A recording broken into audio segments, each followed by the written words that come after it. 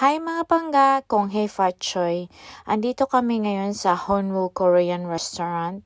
Get together pala namin ito nila ni Gaynor tsaka ni Arlene at pati din yung friend ni Arlene na si Gina. Ang napili naming buffet time ay lunchtime, so bali 3 oras. So nag-start kami ng 12 o'clock until 3 o'clock.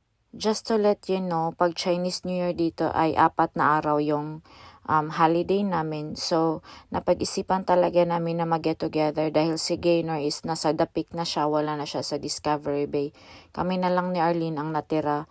Minsan hindi pa kami nagkikita-kita kasi sobrang busy. So, dito mga pangga, hindi ka talaga magsisisi sa mga pagkain nila dahil sobrang sulit. Kahit anong gusto mong kainin dyan mga pangga, pwede mong kainin. Pero wag ka lang talagang masyadong magdala or maglagay ng maraming pagkain sa plate mo na hindi mo kayang maubos kasi sayang naman. Ang daming masasarap na pagkain mga pangga, pero yung tumatak talaga sa panlasa ko is yung chicken ginseng soup nila kasi napaka-healthy according to Arlene. Kasi siya ang laging kumakain sa mga buffet.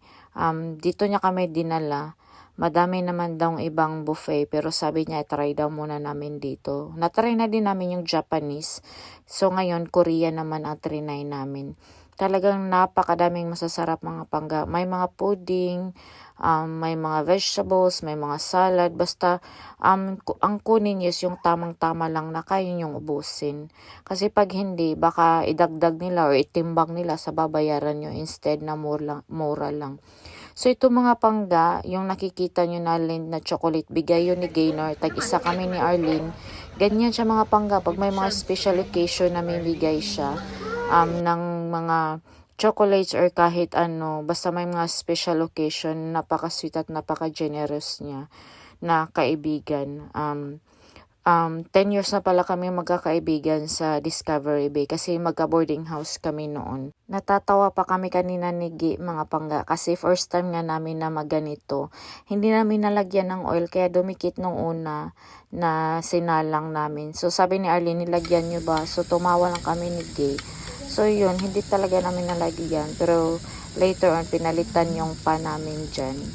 So, napakasulit talaga mga pangga na kumain kami dito. At saka nag-enjoy kami. Tignan nyo naman dami naming pagkain na kinuha. Ang lalaki ng mga tawa namin. Very satisfied. So, yan si Arlene, yan si Gay. So, yan, nag-enjoy kami. Thank you for watching mga pangga. Kung Hey Fat Choy, ingat kayo lagi.